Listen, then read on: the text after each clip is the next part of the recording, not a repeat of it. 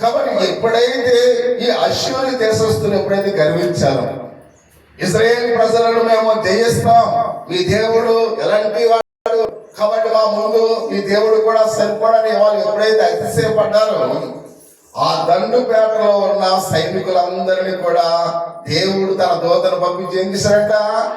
అర్థం చేశాడు ప్రేమ. అంటే దేవునికి విరోధంగా ఈ లోకంలో మనం ఏది మాట్లాడిన దేవుడు ఊరుకోడు. దేవునికి అక్కడ వ్యతిరేకంగా మనమే అతిశయపడ్డ దేవుడు ఏమాత్రం కూడా ఊరుకోడు ప్రియమైన వాళ్ళ. మనం చూద్దాం శద్రక్ మేషక్ అబ్దెనగో కూడా. కాబట్టి అక్కడ చూసినది నెబుకద్నెజర్ ఏమన్నాడు? మా దేవతకు మీరు మొక్కాలి, మీరు మొక్కకపోతే మిమ్మల్ని ఏం చేస్తాను? అగ్నిగుండంలో పడవేస్తానని చెప్పినట్లుగా మనం చూస్తూ ఉన్నాం. కాబట్టి అగ్నిగుండంలో పడవేస్తానని చెప్పినప్పుడు శద్రక్ మేషక్ అబ్దెనగోలు ఏమన్నారు? మా దేవుడు మమ్మల్ని చంపేసినా సరే మీ దేవతకు మేము మొక్కము. కాబట్టి చూడండి, విశ్వాసానికి వచ్చిన తర్వాత ఒక నిబద్ధత మనకు ఉండాలి. వెళ్ళాలి ఒకసారి, చాలా మంది ఒక నిబద్ధత మనం ఉండాలి. మన దేవుని యొక్క విశ్వాసంలో ఎలా ఉన్నామో మన జీవితాంతం కూడా వాటిని మనం పాటిస్తూ ఉండాలి. కాబట్టి ఇక్కడ శద్రక్ మేషక్ అబ్దెనగోలు కూడా, కాబట్టి వాళ్ళు దేవుని యందు విశ్వాసం కలిగి ఉన్నారు. కాబట్టి అగ్నిగుండములో పడవేసినప్పుడు కూడా, సింహాల గృహలో వాళ్ళని వేసినప్పుడు కూడా, అది దానియేలు విషయంలో అయితేనేమి, శద్రక్ మేషక్ అబ్దెనగోల విషయంలో అయితేనేమి, కాబట్టి ఆ అగ్నిగుండము కానీ ఆ సింహాలు కానీ వాళ్ళు ఏమి కూడా చేయలేదు ప్రియమైన వాళ్ళు. అంటే దేవుని యొక్క విశ్వాసంలో మనము కూడా నమ్మకమైన వారుగా ఉండాలి. ఇక్కడ దానియేలుని ఏమన్నారు? ఆ రాజుకే మొక్కాలి, నువ్వు ఎవరికి కూడా మొక్కకూడదు. కాబట్టి ఆ రాజుకే నువ్వు ప్రార్థించాలి, ఇక ఎవరు కూడా ప్రార్థించకూడదు. కాబట్టి ఆ దానియేలుకి ఏమన్నమాట? ప్రతిరోజు కూడా ముమ్మారు యెరూషలేము దేవాలయం వైపు చూసి ప్రార్థన చేయడం అలవాటు. కాబట్టి ఎప్పుడైతే ప్రార్థన చేస్తున్నాడో తీసుకొచ్చి ఏం చేస్తారు? ఆయన్ని ఆ మాలుగా మనం చూస్తున్నాం. అంటే ఆ మాలుగా దేవుని యొక్క వాక్యాన్ని మనం ఆలోచన చేస్తున్నప్పుడు ఆయన మాట్లాడుతూ ఉన్నాడు. కాబట్టి వాళ్ళు దేవుని యొక్క విశ్వాసంలో ఉన్నారు అనే విషయానికి మనం చూస్తున్నాం. దానియేలు 3వ అధ్యాయము 15వ వచనంలో మనం చూసినట్లయితే, కాబట్టి ప్రతి ఒక్కరు నమస్కరించి సిద్ధముగా ఉండిన ఎడల మీరు నమస్కరించిన ఎలా తక్షణమే మండుచున్న వేడిమి అగ్నిగుండములో మీరు వేయబడతారు. నా చేతిలో నుండి మిమ్మల్ని విడిపింపగలవా? దేవుడు ఎక్కడ ఉన్నాడు అని. అంటే నెబుకద్నెజర్ ఏమన్నాడు? అసలు మీ దేవుడు ఎక్కడున్నాడని చెప్తున్నాడు. మీకు అర్థమవుతుందా? ఫరో ఏమన్నాడు? అసలు యెహోవా ఎవడన్నాడు. ఇతరేమన్నాడు? అసలు మిమ్మల్ని కాపాడడానికి మీ దేవుడు ఎక్కడ ఉన్నాడు. అంటే దేవుని నమ్ముకున్న బిడ్డలకు ఎన్ని శ్రమలు వచ్చినా, ఎన్ని కష్టాలు వచ్చినా, ఎన్ని అవమానాలు వచ్చినా, ఎంత పేదరికమైన స్థితిలో ఉన్నా దేవుడు ఆశీర్వదించేవాడుగా ఉంటాడు అనే విషయాన్ని మనం చూస్తూ ఉన్నాం. అంటే దేవుని యొక్క ఆశీర్వాదములు మనకు ఎప్పుడు కూడా నిండుగా ఉంటుంది అనే విషయాన్ని పరిశుద్ధ గ్రంథములో అయితే మనం చూస్తున్నాం ప్రియా సహోదరి సహోదరులారా. కాబట్టి అందుకని ప్రతి విషయంలో కూడా మనం దేవుని మీద ఆధారపడి ఉన్నప్పుడు దేవుడే మనను అనుక్షణము అనుదినము కూడా ఏం చేస్తారైనా. కాబట్టి ఇక్కడ దేవుని యొక్క వాక్య భాగములు మనం గమనించినట్లయితే దానియేలు గ్రంథము 3వ అధ్యాయము 27వ వచనంలో ఒక మాట మనం చూస్తూ ఉన్నాం. అధిపతులను, సైన్యాధిపతులను, సంస్కారపతులను, ప్రధానమంత్రులను కూడవచ్చి ఆ మనుషులను పరీక్షించి వారి శరీరములకు అగ్ని హేహాని చేయకున్నట్టు తల వెంట్రుకలలో ఒకటైనను కాలపోకుండా ఉండటయు వారి వస్త్రములు. ఇక్కడ మనం చూస్తున్నట్టే దేవుడు చేసిన అద్భుతాన్ని ఇక్కడ మనం చూస్తున్నాం. కాబట్టి ఎవరు కూడా దేవుని ఎదుట నిలవలేరు అనే విషయాన్ని ఇక్కడ మనం చూస్తూ ఉన్నాం. కాబట్టి దేవునికి వ్యతిరేకంగా మనం మాట్లాడకూడదు, దేవునికి అవమానకరంగా మనం మాట్లాడకూడదు, దేవుని ఎదుట మన యొక్క శక్తిని బట్టి మనం అతిశయపడకూడదు. కాబట్టి ఇలా అతిశయపడ్డ ప్రతి ఒక్కరు కూడా దేవుని ముందు వారు నిలవలేకపోయారు అని పరిశుద్ధ గ్రంథంలో అయితే మనం చూస్తూ ఉన్నాం. కాబట్టి మనం ఎవరము కూడా అతిశయపడితే దేవుని ముందు మనం ఏమవలేము, నిలవలేము అనే విషయాన్ని పరిశుద్ధ గ్రంథంలో చాలా తేటతెల్లగా రాయబడినట్లుగా మనం చూస్తున్నాం. అందుకనే మనం ఎవరం కూడా తను తాను రక్షించుకోలేని ప్రియమైన వాళ్ళు. ఇందిరాగాంధీ ఎంతో ధనవంతురాలు, ప్రధాని చేసింది, తను తాను రక్షించుకోగలిగిందా? రక్షించుకోలేదు. కాబట్టి ఎంత సైన్యం ఉన్నా, ఎంత ధనం ఉన్నా, కాబట్టి మనమే ఎవరం కూడా రక్షించుకోలేము అనే విషయం చాలా తేటతెల్లగా రాయబడినట్లుగా పరిశుద్ధ గ్రంథంలో అయితే మనం చూస్తూ ఉన్నాం. ఎందుకంటే మనం అందరం కూడా పాపులమై ఉన్నాం కనుక మనం అందరం కూడా దేవుని ఆజ్ఞను ఏం చేస్తున్నాం? తిరస్కరిస్తూ ఉన్నాం.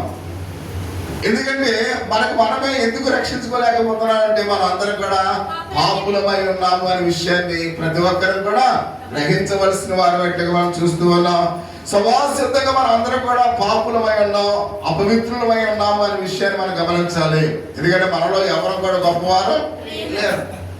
కాబట్టి ఇంతకు ముందు మనం చూసా నేను గొప్ప అనుకున్నాం. కానీ దేవుడు ఏమన్నాడు? అందరూ పాపం చేసి దేవుడు అనుగ్రహించి మహిమను పొందలేకపోతున్నారు.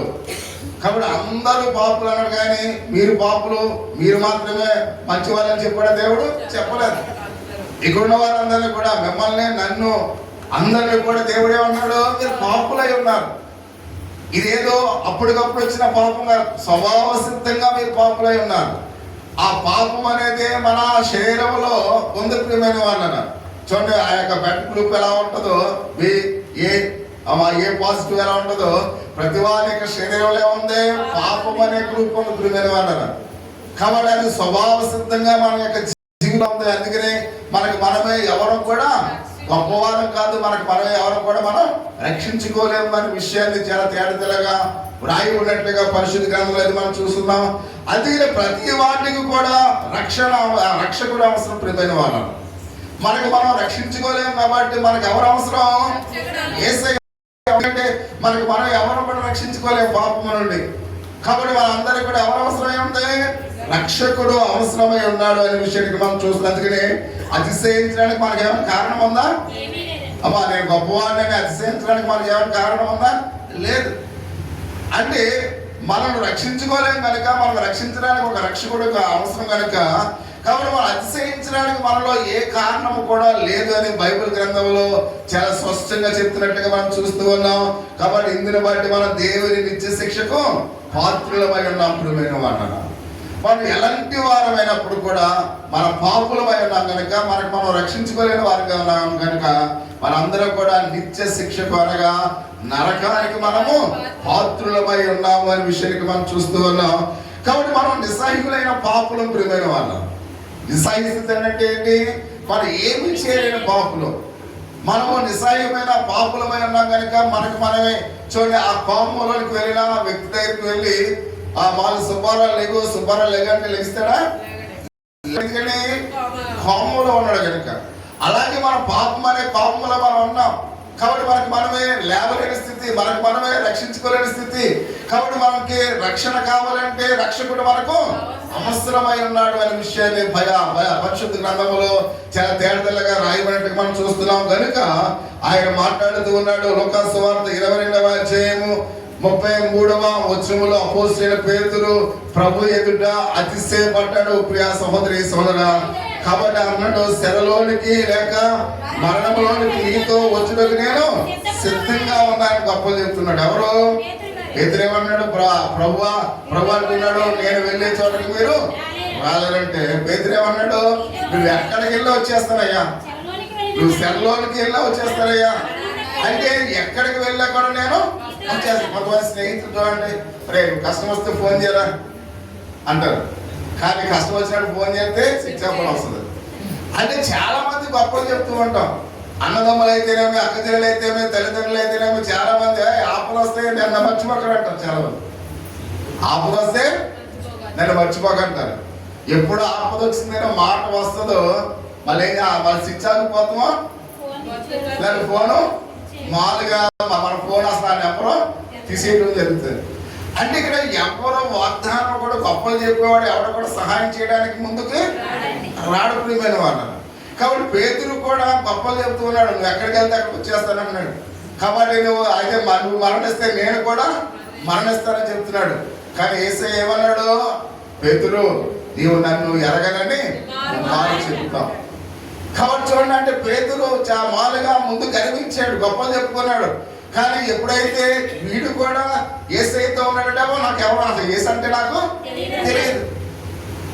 చిన్న కుమార్తె నువ్వు మాలుగా యేసు ప్రభుతో ఉంటే నేను చూస్తాను అంటే చిచ్చామంటున్నాను, యేసు అంటే నాకు ఎవరో తెలియదు. అంటే గొప్పలు చెప్పుకున్న పేతురు కూడా యేసు క్రీస్తు వారు ఎవరో నాకు తెలియదని ఆయన ముమ్మారు బ్రొంకినట్లుగా మనం చూస్తూ ఉన్నాం. కొన్ని సందర్భాల్లో మనము కూడా ఇలాగనే ఉంటాం. అందుకనే 1 కొరింథీయులకు రాసిన పత్రిక 10వ అధ్యాయం 12వ వచనంలో ఆయన హెచ్చరించవలసి వచ్చినట్లుగా మనం చూస్తున్నాం. కనుకనే తాను స్థిరముగా నిలిచినని తలంచి ప్రతి వాడును పడిపోకుండా చూచుకునవలెనని మాట్లాడుతూ ఉన్నాడు. కాబట్టి మనం ఎప్పుడైతే స్థిరముగా కాబట్టి నేను ఉన్నానని ఒకవేళ అనుకుంటామో, మనం పడిపోకుండా మనం ఏం చేయాలి? చూడండి, చాలా మంది స్టూడెంట్స్ బస్ ఎక్కిన తర్వాత ఏమి పడుకోకుండా ఇలా స్టైల్ గా నిల్చుంటారు. ఆ స్టైల్ గా నిల్చుంటే ఎక్కడ పోయిందో నిల్చున్నవాడు తెలుస్తుందా? తెలియదు. ఆ డ్రైవర్ పోయేసినప్పుడు సడన్ గా బ్రేక్ వేసాడనుకోండి, ఆ పక్కన వాళ్ళ మీద పడిపోతాడు. అంటే ఎందుకంటే ఆ స్టైల్ అంతా కూడా అప్పుడు అప్రదర్శన పాలైపోతుంటారు. చాలా మంది పిల్లలు స్టైల్ చేస్తుంటారు. కొంతమంది మాలుగా వెళుతున్న రైళ్ళు ఎక్కుతూ ఉంటారు, కాలు జారితే కింద పడిపోతారు. కానీ